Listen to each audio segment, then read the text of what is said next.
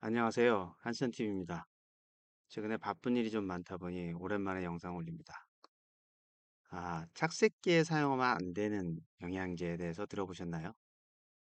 과실이 익어가면서 착색 단계에 들어가면 많은 분들이 착색제를 추천해 달라고 하시면서 한편으로는 사용하면 안 되는 식물 영양제가 있는지에 대해서 문의를 하시곤 합니다. 착색제를 사용하면 안 되는 착색기에 사용하면 안 되는 영양제로 많이들 생각하는 것이 아미노산입니다. 착색기에 아미노산을 사용하면 색이 탁해지거나 또는 착색이 지연되거나 색깔이 이쁘게 나오지 않는다라는 등의 이유로 사용을 꺼리십니다. 오랜 기간 동안 아미노산이 착색에 도움이 되지 않는다고 알고 계신 거죠. 하지만 오늘 저는 착색기에 사용하면 도움이 되는 아미노산에 대해서 좀 말씀드릴까 합니다. 식물에는 필수적인 아미노산이 18가지 정도 있다고 말씀드렸죠. 식물이 스스로 모든 대사와 성장과 그다음에 과실을 맺고 하는 데까지 필요로 하는 모든 과정에 필수적인 아미노산이 18가지 정도 되는데 그중에 착색 시기에 착색에 도움이 되는 아미노산도 여러 가지 있습니다. 그 과일에 우리가 붉은색이라고 하죠. 붉은색 또는 보라색 이런 파란색을 띠게 하는 그런 색소 물질이 안토시아닌이라고 있습니다.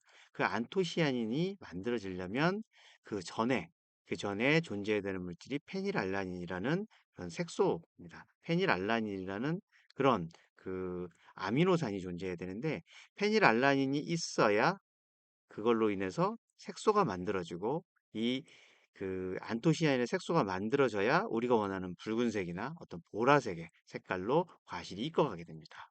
그 착색기에는 이러한 색만 나타나는 것이 아니고 다양한 풍미와 향기도 만들어져야 됩니다. 그러니까 풍미와 향기라고 하면 아시잖아요. 우리가 보통 색깔만 있는 것이 아니라 과실의 가치를 얘기할 때는 그 냄새, 그다음에 어떤 향기 이런 것들이 만들어져야 그 먹었을 때 식감이라든가 이런 것들이 좋아지게 됩니다. 그런 거에 영향을 주는 물질이 알라닌이라든가 글라이신, 프롤린, 발린, 루신과 같은 물질들이 알려져 있어요. 이런 물질들이 풍미라든가 향기를 만드는 그런 물질로 바뀌는 겁니다. 그래서 이런 아미노산 종류들이 많이 있어야지만 풍미와 향기가 좋아지는 거겠죠. 그래서 아미노산은 착색에 방해가 되는 물질이 아니라 실제 착색의 필수적인 성분들입니다. 식물은 이런 아미노산이 충분히 있을 때 착색이 잘 일어나는 거죠. 그런데 왜 착색기에 아미노산을 절대 사용하면 안 된다고 농민들이 생각하게 됐을까요?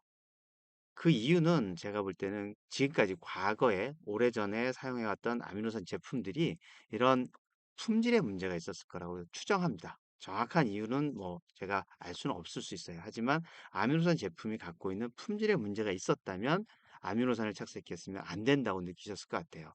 그 대표적인 부분들이 유리아미노산이라는 개념이 과거에 없었습니다. 그 말은 뭐냐면 저희 영상을 보셨다면 유리아미노산의 개념을 알고 계실 텐데 하나하나의 아미노산이 존재해야 되고 그 하나하나 아미노산이 아까 말씀드린 18가지의 다른 형태, 다른 아미노산들이기 때문에 아무리 특정 아미노산이 많다 하더라도 이런 착색에 관여하는 착색의 전구물질이 되는 아미노산들이 많았을 때 아미노산의 효과가 나오는 거죠. 착색의 효과가. 근데 그런 아미노산이 아니었다면, 다른 아미노산이었다면 그 효과가 없었겠죠. 그러다 보니 유리아미노산의 개념이 없이 사용이 됐던 것이 문제고요.